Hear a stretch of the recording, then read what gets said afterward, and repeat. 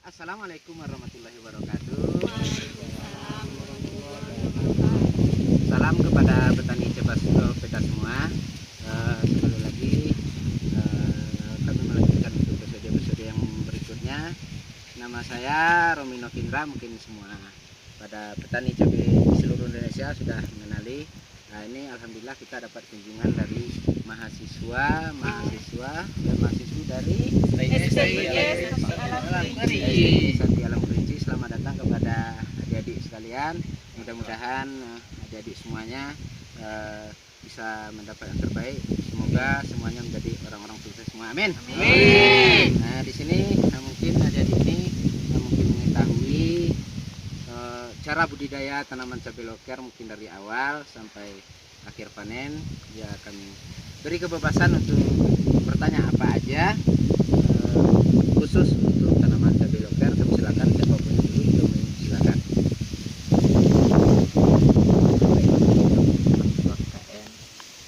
Sati Alam Kerinci, posko 15, desa Teluk Brasat. Nah, di sini kami ingin mengajukan beberapa pertanyaan mengenai cabai loker, Pak. Ya.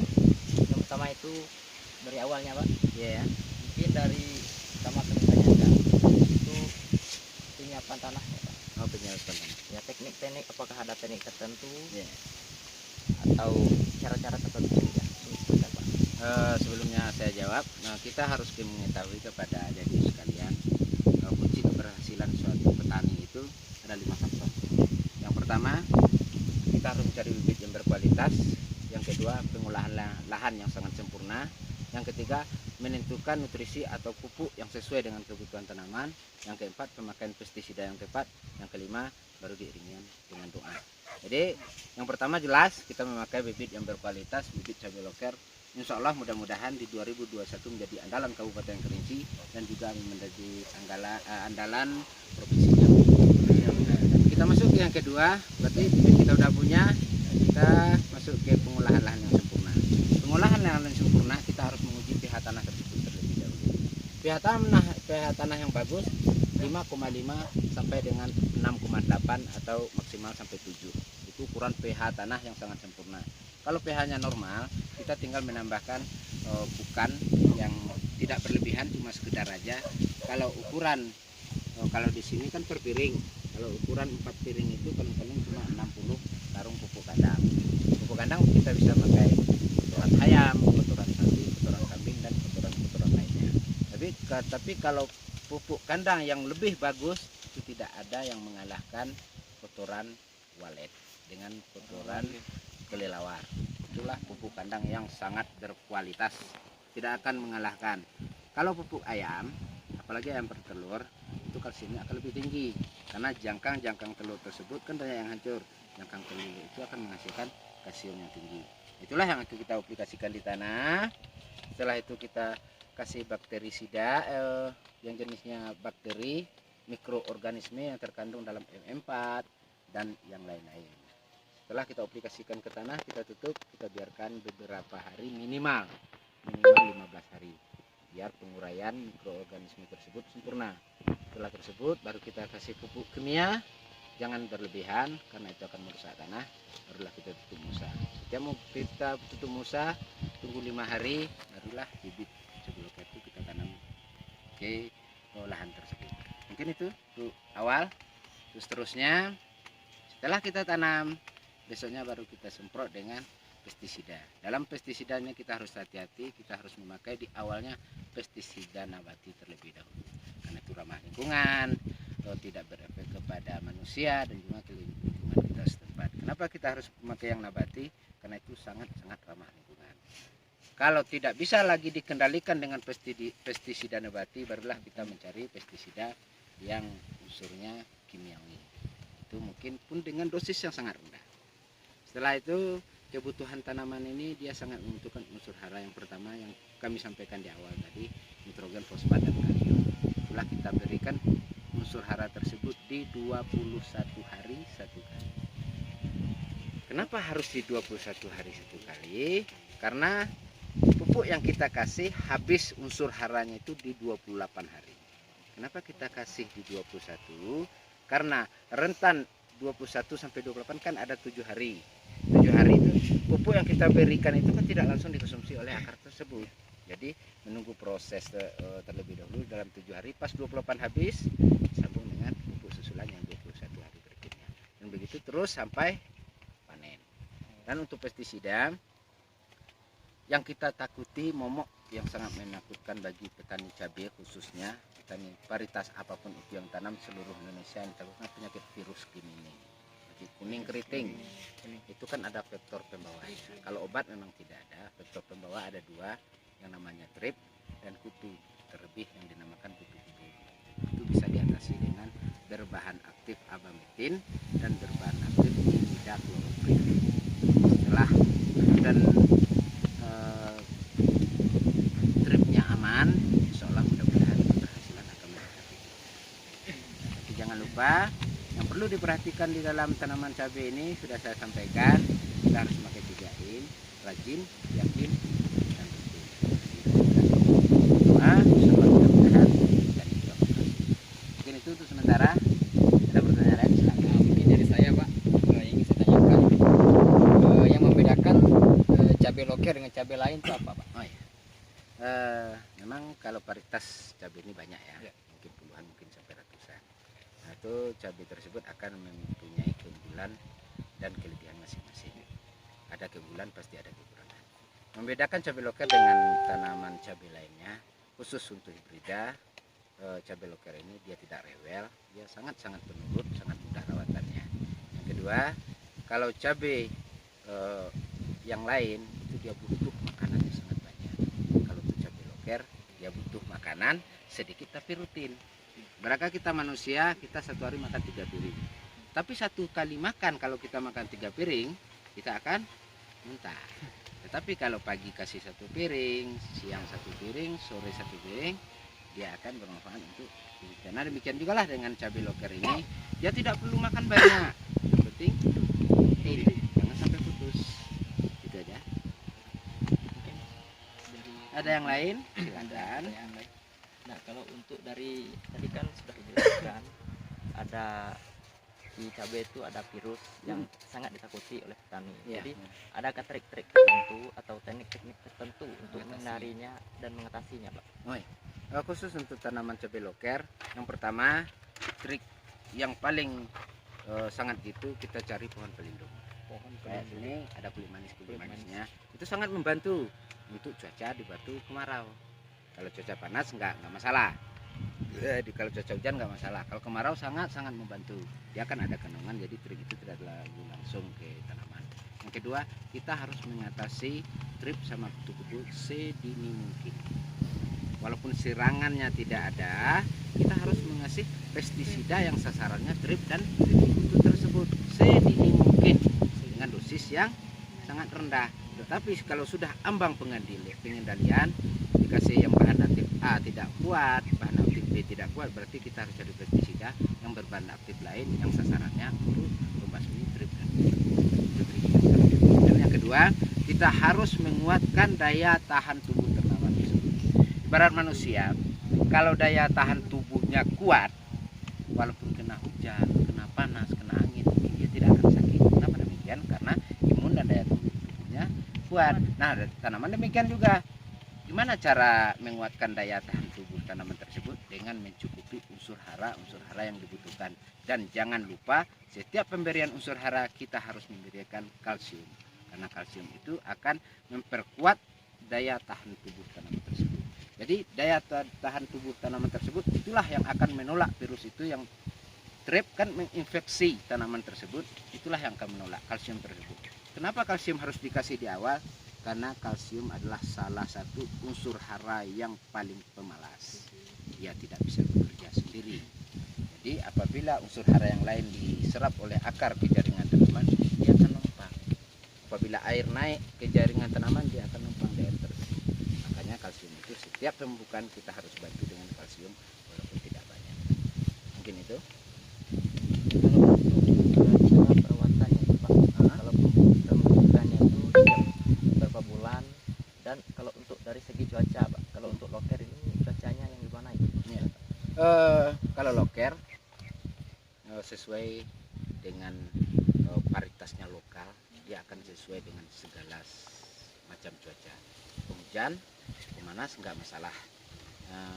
Kalau untuk cara pemupukan, kita kalau di hari penghujan itu di 21 hari satu kali tanpa mengadakan pengucuran.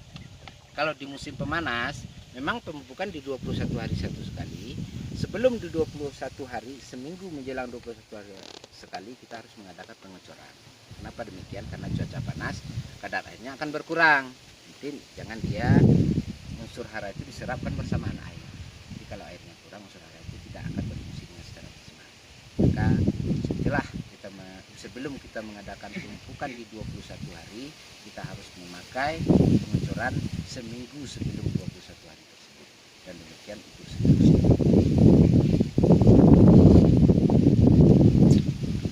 Ada yang tanya, jangan tekan biasa aja.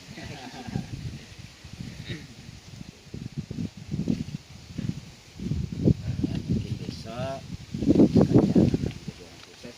Kalau jadi pegawai alhamdulillah, kalau tidak besok terjun ke pertanian, jadilah seorang petani yang menyenangkan, jadilah seorang petani yang berpendidikan. Jangan petani apa namanya itu, petani sembrono. Karena adik-adik sekalian, kalau berpendidikan besoknya mungkin menjadi SE, masa ya sarjana sama petani taman SD kan nggak mungkin. Jadilah petani yang berbeda, jadilah petani yang luar biasa seandainya nasibnya besok jadi petani. Tapi jangan disangka petani ini orang sembarangan, tidak.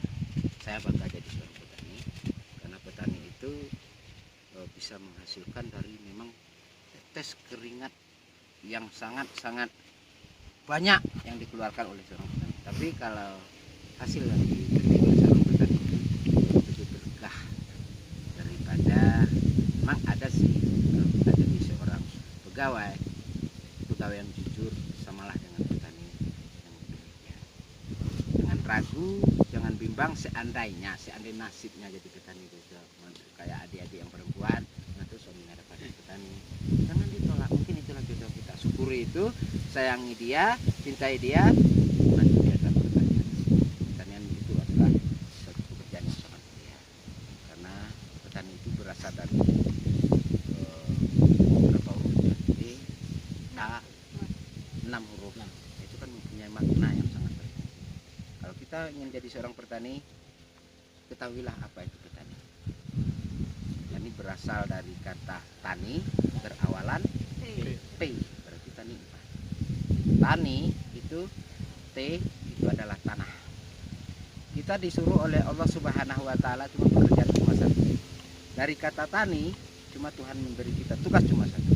Kalau tanah jelas disediakan oleh Allah, kita tinggal mengelola, tapi jaga tanah itu sebaik mungkin, jangan dihancurkan. Air disediakan oleh Allah, tanpa air tanaman tidak akan bisa hidup, dijaga dan lestarikan air tersebut. Nur, cahaya telah diberikan oleh Allah, matahari membantu tanaman untuk hidup, berbunga, proses fotosintesis membutuhkan cahaya dan angin, dan terakhir I. Siapa yang tahu I? Kalau siapa yang tahu yang I ini, saya kasih bonus 2 biji bibit loker. Kalau boleh nebak iman, Pak. Iman? Boleh. Ada yang lain? Yakin. T, tanah, A, air, N, nur, cahaya. Itu telah disediakan oleh Allah Subhanahu wa taala. Tinggal I, tinggalnya ilmu. Bagus, saya kasih 2 buah ini gratis. Wah. Gratis. Ketua. Ilmu itulah yang harus kita gali. 100.000. Tidak ada kata-kata terlambat. 100.000. 100.000. Iya. Wah.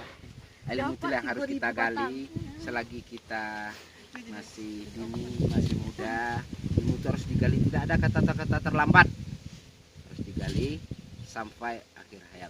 Kan Nabi juga mengatakan tuntutlah ilmu dari buayan sampai ke walaupun telah tua renta, kita kalau kita udah tahu dengan yang kata tani, insya Allah kita akan sukses. Mungkin ada pertanyaan lain, please silakan. Jangan tegang. Jangan tegang. Kalau dari segi bentuk fisiknya ini Pak, cabai loker ini yang membedakannya dengan cabai lain itu apa? Fisik Iya. dari buah. Kalau untuk cabai loker dia tidak terlalu kecil, tidak terlalu besar. Dan kalau dari rasa dia pedas dan enak. Kalau dari umur ya memang lebih panjang, tergantung perawatan tersebut. Kita bisa menjaga kalau bisa mencapai 1 tahun dengan waktu yang tepat. Kalau perawatannya abal-abal sama. Cuma keuntungan bibit cabai oker ini jelas saya sampaikan dari awal tadi, kita tidak rewel. Itu aja. Dia sangat mudah di dataran rendah, dataran menengah, dan dataran tinggi. Tetapi yang paling bagusnya tanamlah di dataran menengah dan tinggi. Dimulai dari 600 dpl ke atas. Bisa sih 600 ke bawah, bisa, sangat bisa. Tetapi mungkin target tinggi pohon itu mungkin tidak akan tercapai. Paling 1,3 dan sampai 1,5 meter. Kalau dari bentuk fisik batang Pak, tingginya itu sampai berapa meter atau senti Pak? Tinggi. Kalau tinggi, kalau yang pernah kita alami mulai dari 2008 tersebut bisa mencapai 2 meter 48 nah, tinggi, sangat-sangat. Kalau untuk menyampai itu berapa lama waktu? Waktunya sama. Cuma kita tergantung lagi pengaturan unsur hara tersebut. Nah, saya sampaikan di awal, NPK itu adalah unsur hara makro yang primer, yang sangat-sangat dibutuhkan di awal. Jadi kita tinggal mengatur, kita mau tinggi berarti kita harus mengover nitrogennya. Nitrogen itu kan pertumbuhan. Nah kalau kurang tinggi, paling kita menambahkan unsur makro yang sekundernya seperti sulfur. Jadi kita butuh sulfur, jadi ya naiknya cepat lagi. Nah kalau untuk buahnya kurang, berarti kita butuh fosfat atau kalium yang lebih. Nah kalium kalau fosfat dia lebih untuk pembentukan bulu-bulu akar, perbaikan akar, karena fosfat itu sangat dibutuhkan karena muncul tanaman terletak di ujung akar. Kalau fosfat yang terpenuhi, barulah kita memberi kalium tersebut. Kalium ini sangat dibutuhkan, fungsi mungkin tidak ditanyakan, akan saya sampaikan jadi ingatan kita bersama. Kalium itu ibaratkan ojek. Kerja ojek gimana? Diambil di sini, diantar sama Pak, antar saya ke pasar, antar pasar, antar ke bank, antar ke bank, antar ke sekolah, antar itu kan ojek. Nah kalium itu fungsinya demikian, akan mengambil unsur hara yang ada di sana, maka diantarkan ke seluruh jaringan tanaman. Dia butuh nitrogen, dikasih nitrogen di sana. Itulah unsur lainnya ya, unsur lain dari kalium tersebut. Yang primer kan ada sulfur, ada MgO, ada CH. MgO ini, unsur MgO magnesium itu ibaratkan ibu-ibu. Ibu kerjanya apa? MgO itulah akan memasak unsur hara yang banyak tadi. Kalau tidak dimasak, walaupun bapak bawa ikan, bawa daging ke rumah, gak ada ibu, gawat. Saya ikannya sama. Ini masalah sama ibu itulah. MgO ibu itu ibaratkan MgO gitulah. MgO dimasak oleh ibu, diambil sama ojek, diantarkan ke seluruh jaringan tanaman, maka tanaman itu menjadi sehat.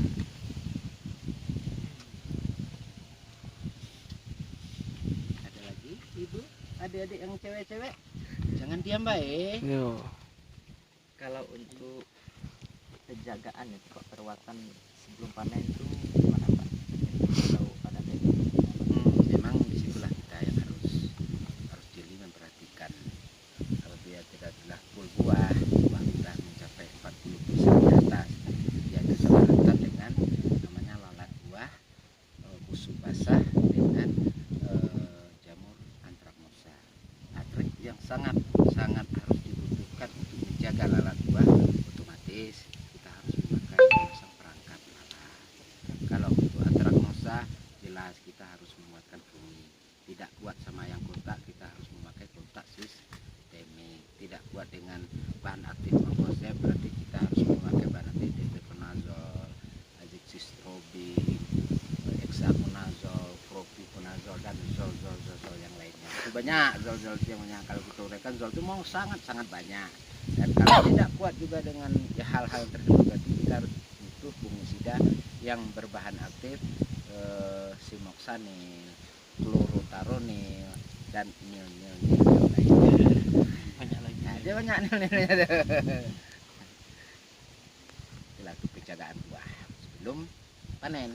Berarti kisar antara 15 sampai 21 hari menjelang panen. Itu memang harus kita atasi sih. Kalau sudah panen itu Pak, kalau strategi pemasarannya itu ada nggak Pak? Ada strategi pemasarannya itu, Pak?